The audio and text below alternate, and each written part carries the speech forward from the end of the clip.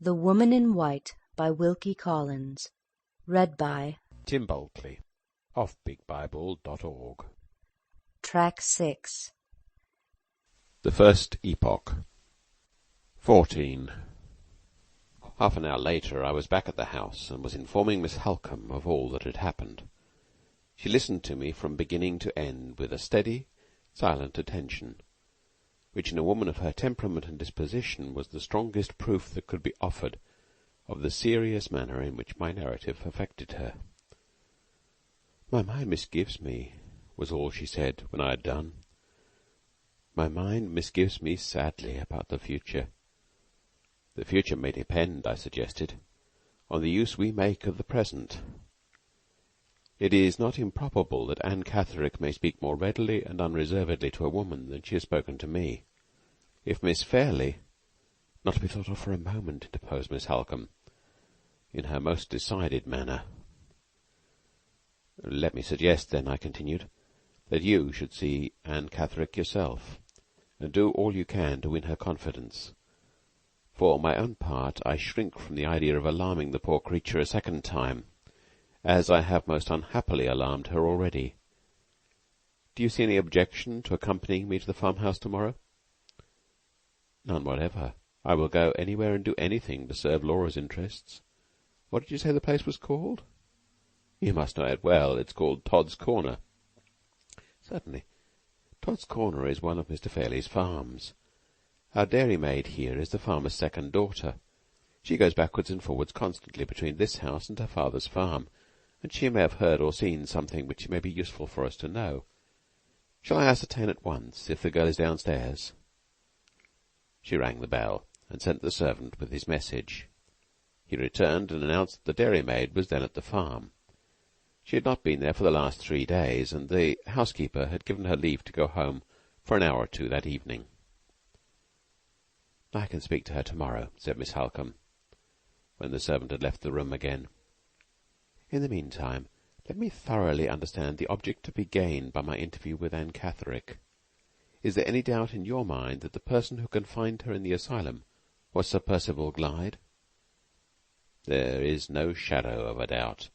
The only mystery that remains is the mystery of his motive.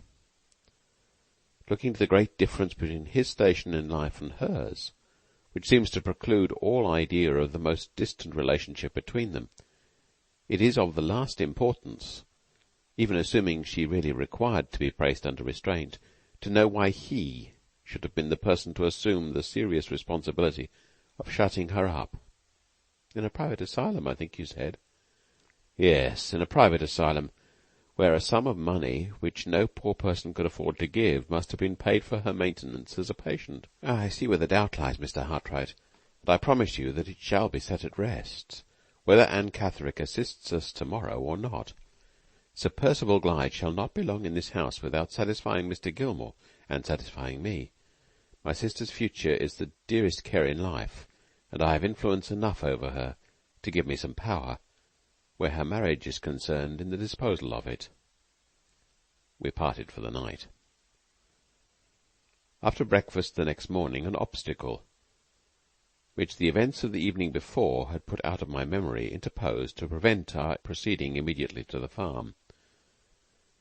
This was my last day at Limeridge House, and it was necessary, as soon as the post came in, to follow Miss Halcombe's advice, and to ask Mr. Fairley's permission to shorten my engagement by a month, in consideration of an unforeseen necessity for my return to London. Fortunately for the probability of this exercise, so far as appearances were concerned, the post brought me 2 letters from London friends that morning. I took them away at once to my own room, and sent the servant with a message for Mr. Fairley, requesting to know when I could see him on a matter of business. I awaited the man's return, free from the slightest feeling of anxiety about the manner in which his master might receive my application. With Mr. Fairley's leave or without it, I must go. The consciousness of having now taken the first step on the dreary journey which was henceforth to separate my life from Miss Fairley's seemed to have blunted my sensibility to every consideration connected with myself. I had done with my poor man's touchy pride. I had done with all my little artist vanities. No insolence of Mr. Fairley's, if he chose to be insolent, could wound me now. The servant returned with a message for which I was not unprepared. Mr. Fairley regretted that the state of his health that particular morning was such as to preclude all hope of his having the pleasure of receiving me. He begged, therefore, that I would accept his apologies and kindly communicate what I had to say in the form of a letter. Similar messages to this had reached me at various intervals during my 3 months' residence in the house. Throughout the whole of that period Mr. Fairley had been rejoiced to possess me, but had never been well enough to see me for a second time. The servant took every fresh batch of drawings that I mounted and restored back to his master, with my respects, and returned empty-handed with Mr. Fairley's kind compliments, best thanks, and sincere regrets that the state of his health still obliged him to maintain a solitary prisoner in his own room. A more satisfactory arrangement to both sides could not possibly have been adopted. It would be hard to say which of us, under the circumstances, felt the most grateful sense of obligation to Mr. Fairley's accommodating nerves. I sat down at once to write the letter, expressing myself in it as civilly, as clearly, and as briefly as possible. Mr. Fairley did not hurry his reply. Nearly an hour elapsed before the answer was placed in my hands. It was written with beautiful regularity and neatness of character, in violet-coloured ink, on note-paper as smooth as ivory and almost as thick as cardboard, and it addressed me in these terms. Mr. Fairley's compliments to Mr. Hartright. Mr. Fairley is more surprised and disappointed than he can say, in the present state of his health, by Mr. Hartright's application.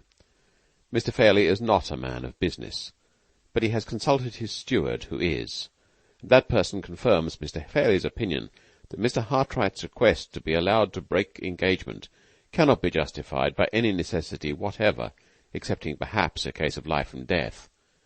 If the highly appreciative feeling towards art and its professors, which it is the consolation and happiness of Mr. Fairley's suffering existence to cultivate, should be easily shaken, Mr. Hartright's present proceeding would have shaken it.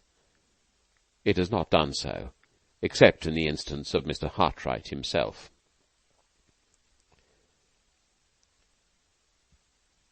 Having stated his opinion, so far, that is to say, as acute nervous suffering will allow him to state anything, Mr. Fairley has nothing to add but the expression of his decision in reference to the highly irregular application that has been made to him, perfect repose of body and mind being to the last degree important in his case. Mr. Fairley will not suffer Mr. Hartright to disturb that repose by remaining in the house under circumstances of an essentially irritating nature to both sides. Accordingly, Mr. Fairley waives his right of refusal, purely with a view to the preservation of his own tranquillity, and informs Mr. Hartright that he may go. I folded the letter up and put it away with my other papers. The time had been when I should have resented it as an insult. I accepted it now as a written release from my engagement. It was off my mind. It was almost out of my memory, when I went downstairs to the breakfast-room and informed Miss Halcombe that I was ready to walk with her to the farm. "Has Mr. Fairley given you a satisfactory answer?" she asked as we left the house. "He has allowed me to go, Miss Halcombe." She looked at me quickly, and then, for the first time since I had known her, took my arm of her own accord. No words could have expressed so delicately that she understood how the permission to leave my employment had been granted, and that she gave me her sympathy, not as my superior, but as my friend. I had not felt the man's insolent letter, but I felt deeply the woman's atoning kindness. On our way to the farm, we arranged that Miss Halcombe was to enter the house alone, and that I was to wait outside within call. We adopted this mode of proceeding from an apprehension that my presence, after what had happened in the churchyard the evening before, might have the effect of renewing Anne Catherick's nervous dread, and of rendering her additionally distrustful of the advances of a lady who was a stranger to her. Miss Halcombe left me with the intention of speaking in the first instance to the farmer's wife, of whose friendly readiness to help her in any way she was well assured, while I waited for her in the near neighbourhood of the house. I had fully expected to be left alone for some time. To my surprise, however, little more than 5 minutes had elapsed before Miss Halcombe returned. "Does Anne Catherick refuse to see you?" I asked in astonishment. "Anne Catherick is gone," replied Miss Halcombe. "Gone?" "Gone with Mrs. Clements. They both left the farm at 8 o'clock this morning." I could say nothing. I could only feel that our last chance of discovery had gone with them. "All that Mrs. Todd knows about her guests I know," Miss Halcombe went on, "and it leaves me as it leaves her in the dark. They both came back safe last night after they left you, and they passed the first part of the evening with Mr. Todd's family as usual. Just before supper time, however, Anne Catherick startled them all by being suddenly seized with faintness. She had had a similar attack of a less alarming kind on the day she arrived at the farm, and Mrs. Todd had connected it on that occasion with something she was reading at the time in our local newspaper, which lay on the farm table, and which she'd taken up only a minute or two before." "Does Mrs. Todd know what particular passage in the newspaper affected her in that way?" I inquired. "No," replied Miss Halcombe. "She'd looked it over, and had seen nothing in it to agitate anyone. I asked leave, however, to look it over in my turn, and at the very first page I opened I found that the editor had enriched his small stock of news by drawing upon our family affairs, and had published my sister's marriage engagement, among his other announcements, copied from the London papers, of marriages in high life. I concluded at once that this was the paragraph which had so strangely affected Anne Catherick, and I thought I saw in it also the origin of the letter which she had sent to our house the next day. There can be no doubt in either case. But what did you hear about her second attack of faintness yesterday evening?" "Nothing. The cause of it is a complete mystery. There was no stranger in the room. The only visitor was our dairymaid, who, as I told you, is one of Mr. Todd's daughters, and the only conversation was the usual gossip about local affairs. They heard her cry out, and saw her turn deathly pale, without the slightest apparent reason. Mrs. Todd and Mrs. Clements took her upstairs, and Mrs. Clements remained with her.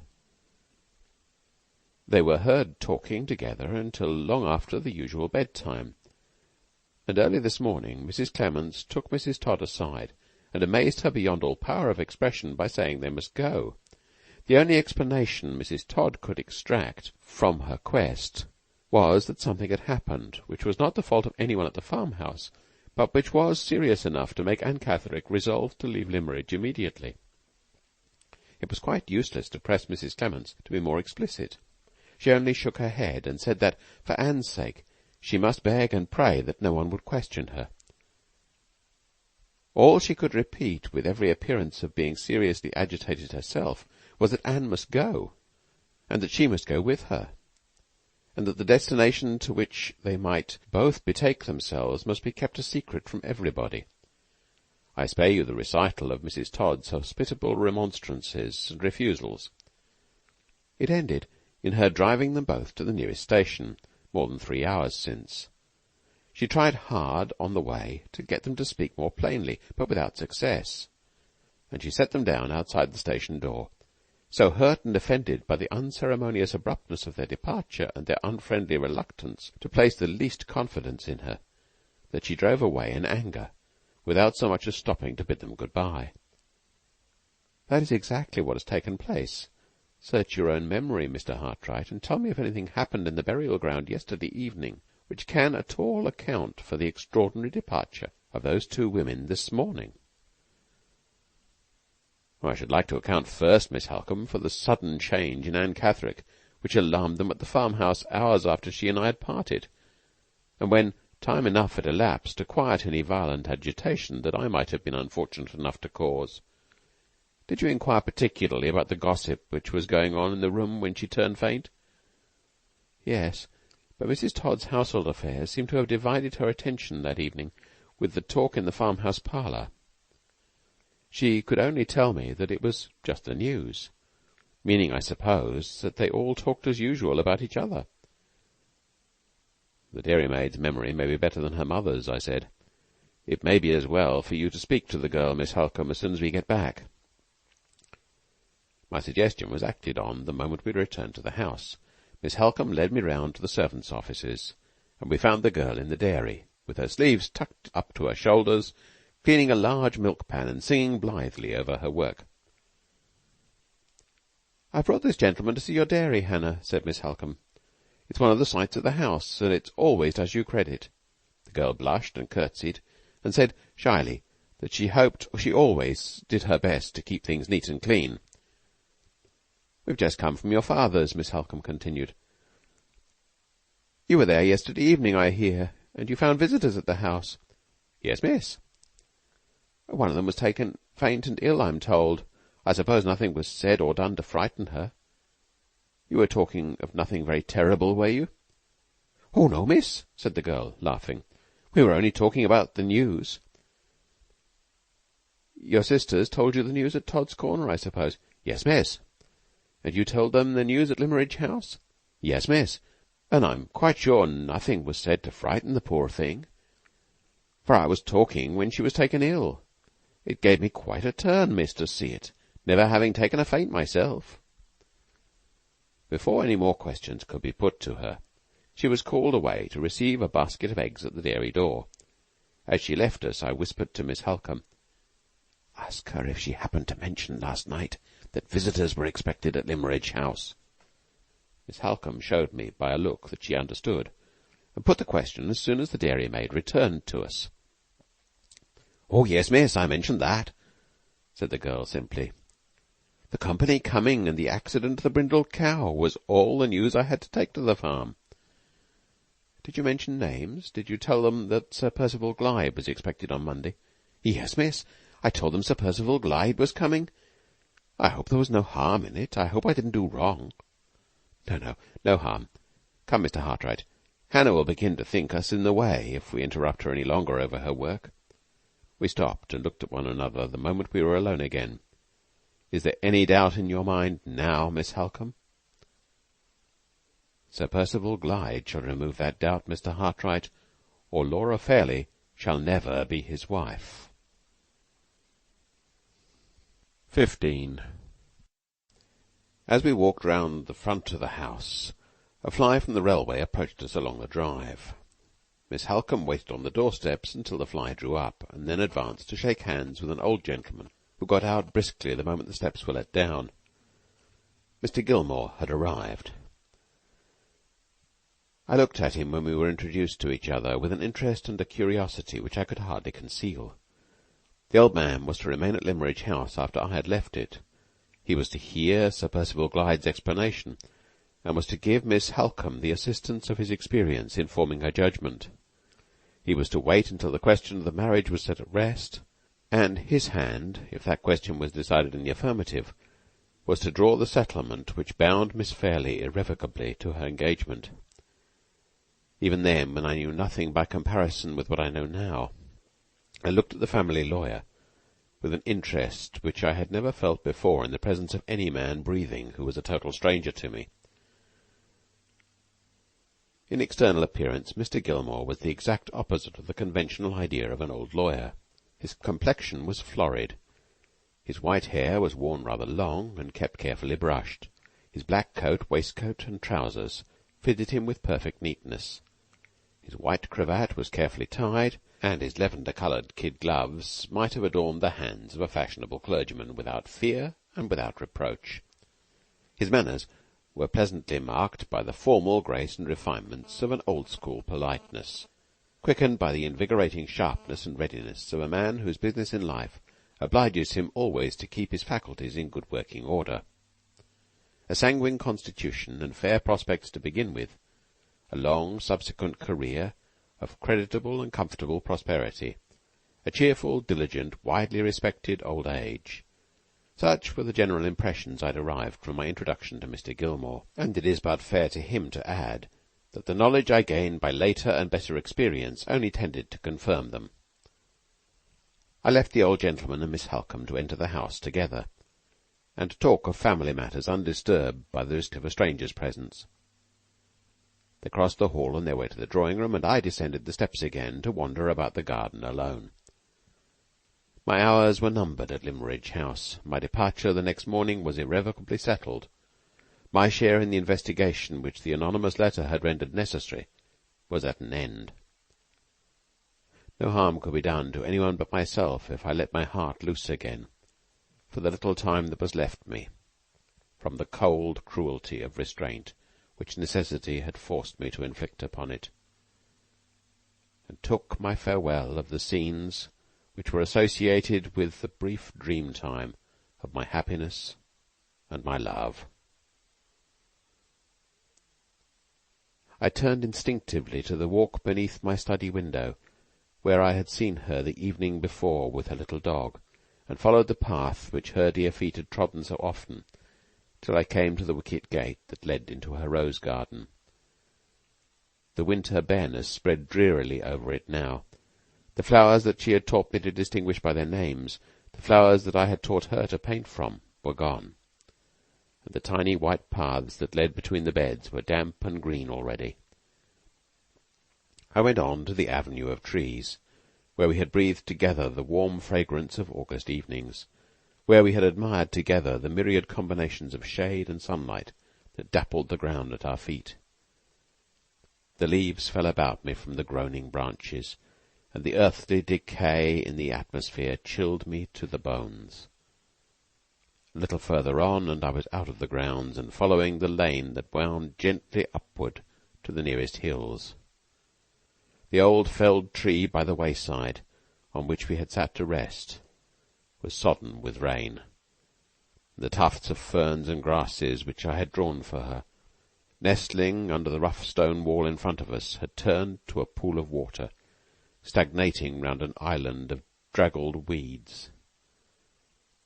I gained the summit of the hill, and looked at the view which we had so often admired in happier time.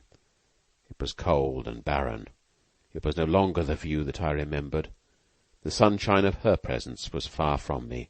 The charm of her voice no longer murmured in my ear. She had talked to me on the spot from which I now looked down, of her father, who was her last surviving parent, had told me how fond of each other they had been, and how sadly she missed him still when she entered certain rooms in the house, and when she took up forgotten occupations and amusements with which he had been associated. Was the view that I had seen while listening to those words the view that I saw now, standing on the hilltop by myself? I turned and left it. I wound my way down again over the moor and round the sand-hills, down to the beach. There was the white rage of the surf, and the multitudinous glory of the leaping waves. But where was the place on which she had once drawn idle figures with her parasol in the sand? The place where we'd sat together while she talked to me about myself and my home, while she asked me a woman's minutely observant questions about my mother and my sister, and innocently wondered whether I should ever leave my lonely chambers and have a wife and a house of my own. Wind and wave had long since smoothed out the trace of her, which she'd left in those marks on the sand. I looked over the wide monotony of the seaside prospect, and the place in which we two had idled away the sunny hours was as lost to me as if I had never known it, as strange to me as if I had stood already on a foreign shore. The empty silence of the beach struck cold to my heart. I returned to the house and garden, where traces were left to speak of her at every turn. On the west terrace walk I met Mr. Gilmore. He was evidently in search of me, for he quickened his pace when we caught sight of each other. The state of my spirits little fitted me for the society of a stranger, but the meeting was inevitable, and I resigned myself to make the best of it. "You're the very person I wanted to see," said the old gentleman. "I had 2 words to say to you, my dear sir, and if you have no objection, I will avail myself of the present opportunity.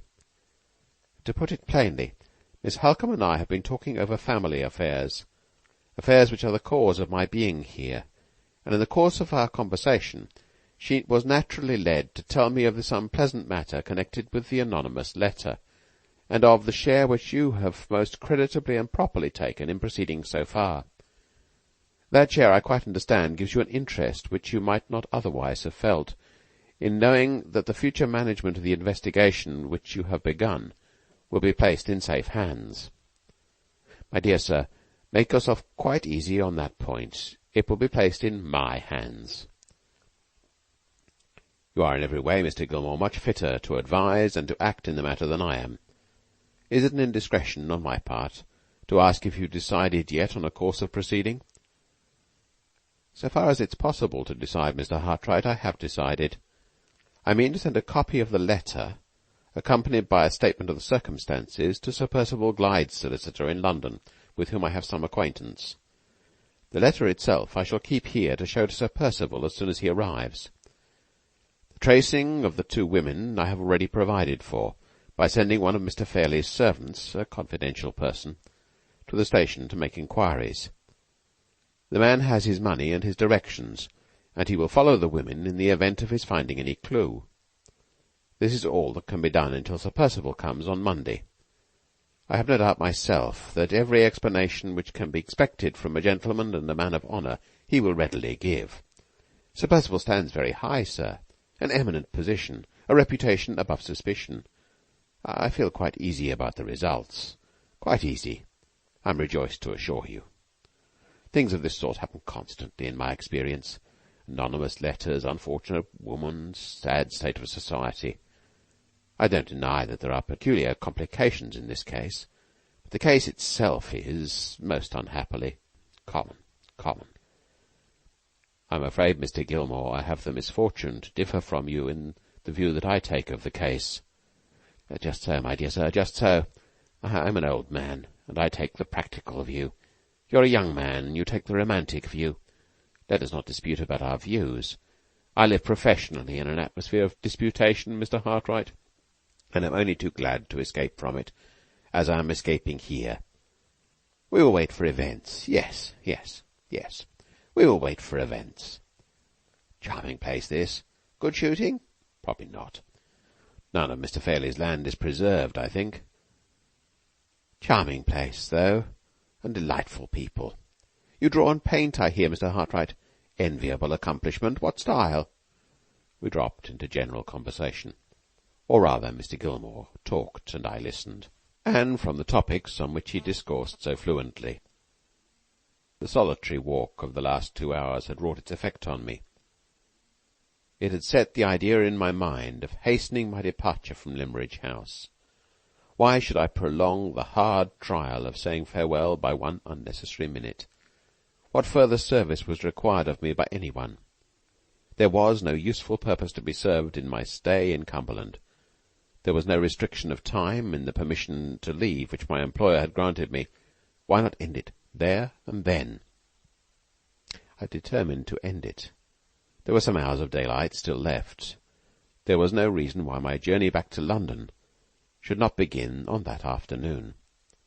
I made the first civil excuse that occurred to me for leaving Mr. Gilmore, and returned at once to the house. On my way up to my own room, I met Miss Halcombe on the stairs. She saw by the hurry of my movements and the change in my manner that I had some new purpose in view, and asked me what had happened. I told her the reasons which induced me to think of hastening my departure, exactly as I have told them here. No, she said, earnestly and kindly. Leave us like a friend. Break bread with us once more. Stay here and dine. Stay here and help us to spend our last evening with you as happily and as like our first evenings as we can. It's my invitation, Mrs. Vase's invitation. She hesitated a little, and then added, Laura's invitation as well. I promised to remain. God knows I had no wish to leave even the shadow of a sorrowful impression with any one of them. My own room was the best place for me till the dinner bell rang. I waited there until it was time to go downstairs. I had not spoken to Miss Fairlie. I had not even seen her all that day. The first meeting with her when I entered the drawing-room was a hard trial to her self-control and to mine. She, too, had done her best to make our last evening renew the golden bygone time, the time that could never come again. She'd put on the dress which I used to admire more than any other that she possessed, a dark blue silk trimmed quaintly and prettily with old-fashioned lace. She came forward to meet me with her former readiness. She gave me her hand with the frank, innocent goodwill of happier days. The cold fingers that trembled round mine, the pale cheeks with a bright red spot burning in the midst of them, the faint smile that struggled to live on her lips and died away from them while I looked at it, told me at what sacrifice of herself her outward composure was maintained. My heart could take her no closer to me, or I should have loved her then as I had never loved her yet. Mr. Gilmore was a great assistance to us. He was in high good humour, and he led the conversation with unflagging spirit. Miss Halcombe seconded him resolutely, and I did all I could to follow her example. The kind blue eyes, whose slightest changes of expression I had learnt to interpret so well, looked at me appealingly when we first sat down to table. "Help my sister," the sweet anxious face seemed to say. "Help my sister, and you will help me." We got through the dinner, to all outward appearance at least, happily enough.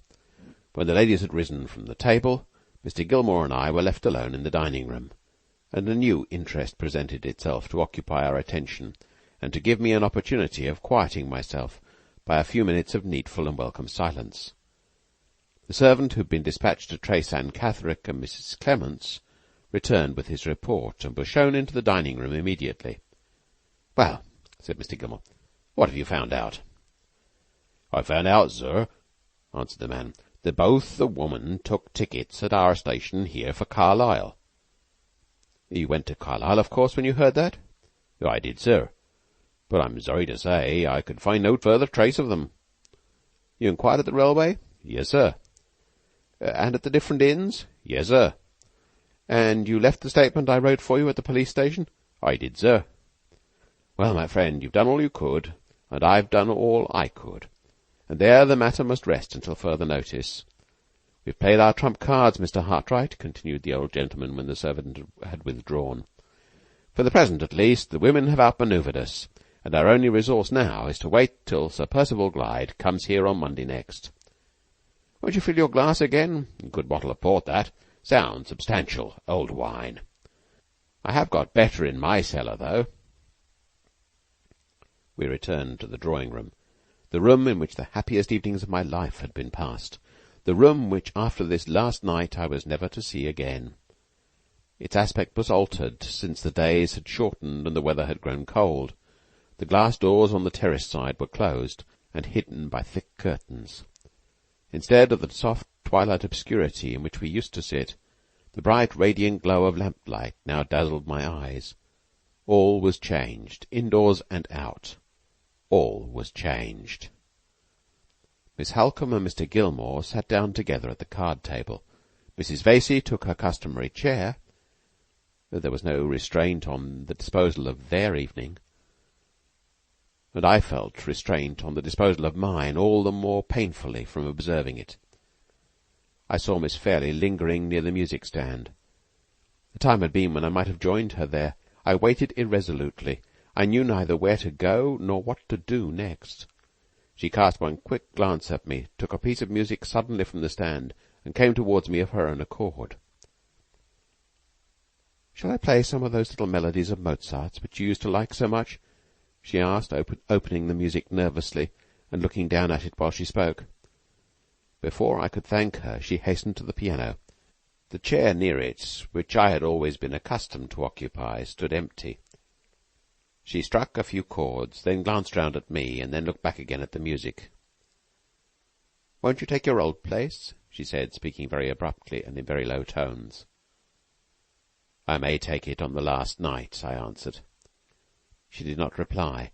She kept her attention riveted on the music which she knew by memory, which she had played over and over again in former times without the book. I only knew she had heard me. I only knew that she was aware of my being close to her by seeing the red spot on the cheek that was nearest me fade out, and her face grow pale all over. "I'm very sorry you're going," she said, her voice almost sinking to a whisper, her eyes looking more and more intently at the music, her fingers flying over the keys of the piano with a strange, feverish energy which I had never noticed in her before. I shall remember those kind words, Miss Fairley, long after tomorrow has come and gone. The paleness grew whiter on her face, and she turned it further away from me. "Don't speak of tomorrow," she said. "Let the music speak to us of tonight, in a happier language than ours." Her lips trembled. A faint sigh fluttered from them, which she tried vainly to suppress. Her fingers wavered on the piano. She struck a false note, confused herself in trying to set it right, and dropped her hands angrily on her lap. Miss Halcombe and Mr. Gilmore looked up in astonishment from the card-table at which they were playing. Even Mrs. Vesey, dozing in her chair, woke at the sudden cessation of the music, and inquired what had happened. "You play at whist, Mr. Hartright?" asked Miss Halcombe, with her eyes directed significantly at the place I occupied. I knew what she meant. I knew she was right, and I rose at once to go to the card-table. As I left the piano, Miss Fairley turned a page of the music and touched the keys again with a surer hand. "I will play it," she said, striking the notes almost passionately. "I will play it on the last night." "Come, Mrs. Vesey," said Miss Halcombe. "Mr. Gilmore and I are tired of écarts. Come and be Mr. Hartright's partner at whist." The old lawyer smiled satirically. His had been the winning hand, and he had just turned up a king. He evidently attributed Miss Halcombe's abrupt change at the card-table arrangements to a lady's inability to play a losing game. The rest of the evening passed without a word or a look from her. She kept her place at the piano, and I kept mine at the card-table. She played unintermittingly, played as if the music was her only refuge from herself. Sometimes her fingers touched the notes with a lingering fondness, a soft, plaintive, dying tenderness, unutterably beautiful and mournful to hear. Sometimes they faltered and failed her, or hurried over the instrument mechanically, as if their task was a burden to them. But still, change and waver as they might in the expression they imparted to the music, their resolution to play never faltered. She only rose from the piano when we all rose to say good night. Mrs. Vesey was nearest to the door, and the first to shake hands with me. "I shall not see you again, Mr. Hartright," said the old lady. "I am truly sorry you are going away. You have been very kind and attentive, and an old woman like me feels kindness and attention. I wish you happy, sir. I wish you a kind good-bye." Mr. Gilmore came next. "I hope we shall have future opportunity of bettering our acquaintance, Mr. Hartright. You quite understand about the little matter of business being safe in my hands?" "Yes, yes, of course. Bless me, how cold it is. Don't let me keep you at the door. Bon voyage, my dear sir, bon voyage, as the French say." Miss Halcombe followed. 7:30 tomorrow morning," she said, and then added in a whisper, "I've heard and seen more than you think. Your conduct tonight has made me your friend for life." Miss Fairley came last. I could not trust myself to look at her when I took her hand, and when I thought of the next morning. "My departure must be an early one," I said. "I shall be gone, Miss Fairley, before you—" "No, no," she interposed hastily. "Not before I'm out of my room. I shall be down to breakfast with Marian. I am not so ungrateful nor so forgetful of the past 3 months." Her voice failed her. Her hand closed gently round mine, and then dropped it suddenly. Before I could say good night, she was gone.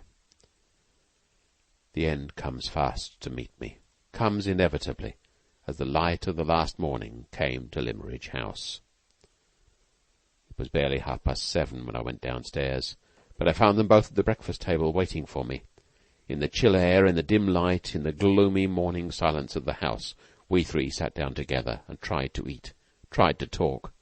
The struggle to preserve appearances was hopeless and useless, and I rose to end it. As I held out my hand, as Miss Halcombe, who was nearest to me, took it, Miss Fairley turned away suddenly and hurried from the room. "Better so," said Miss Halcombe, when the door had closed. "Better so for you and for her." I waited a moment before I could speak. It was hard to lose her without a parting word or a parting look. I controlled myself. I tried to take leave of Miss Halcombe in fitting terms, but all the farewell words I would fain have spoken dwindled to one sentence. "Have I deserved that you should write to me?" was all I could say. "You have nobly deserved everything I can do for you, as long as we both live. Whatever the end is, you shall know it. And if I can ever be of help again at any future time, long after the memory of my presumption and my folly is forgotten—" I could add no more. My voice faltered. My eyes moistened in spite of me. She caught me by both hands. She pressed them with the strong, steady grasp of a man. Her dark eyes glittered. Her brown complexion flushed deep. The force and energy of her face glowed and grew beautiful with the pure inner light of her generosity and her pity. "I will trust you. If ever the time comes, I will trust you as my friend and her friend, as my brother and her brother." She stopped, drew me nearer to her. The fearless, noble creature touched my forehead sister-like with her lips, and called me by my Christian name. "God bless you, Walter," she said. "Wait here alone and compose yourself. I had better not stay for both our sakes.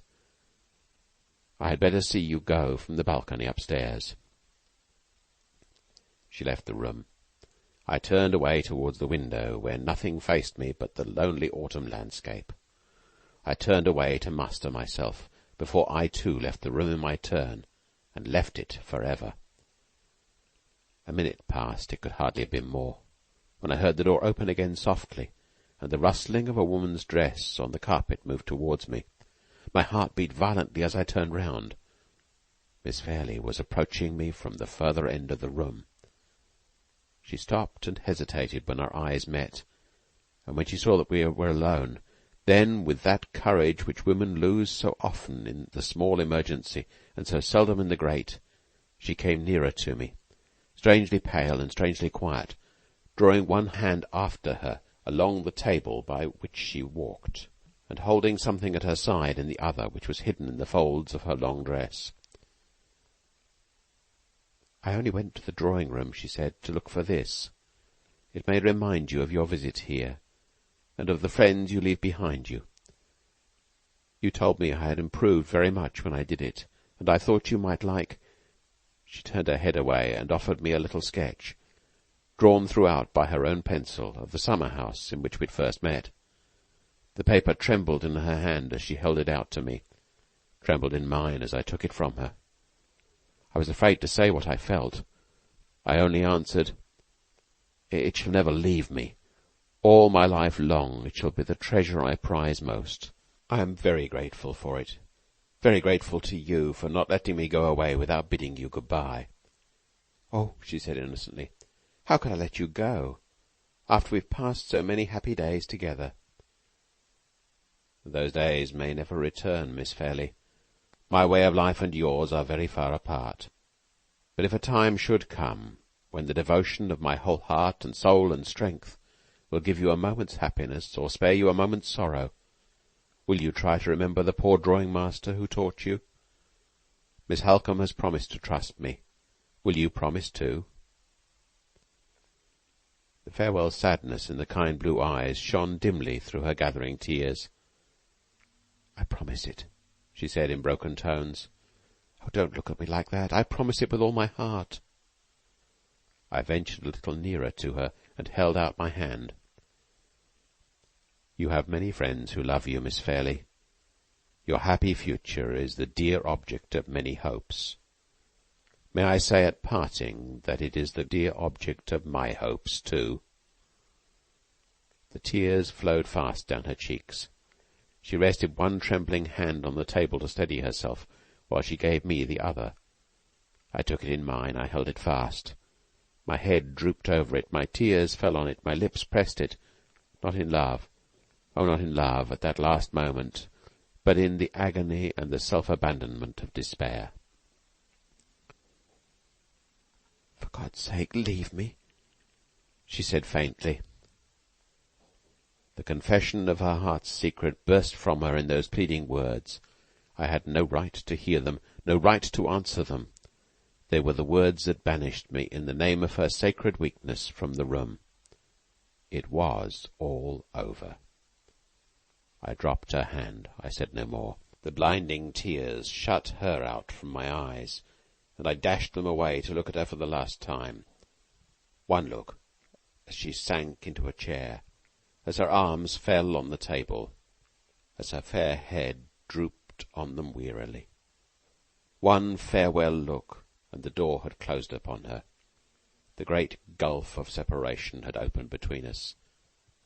The image of Laura Fairley was a memory of the past already.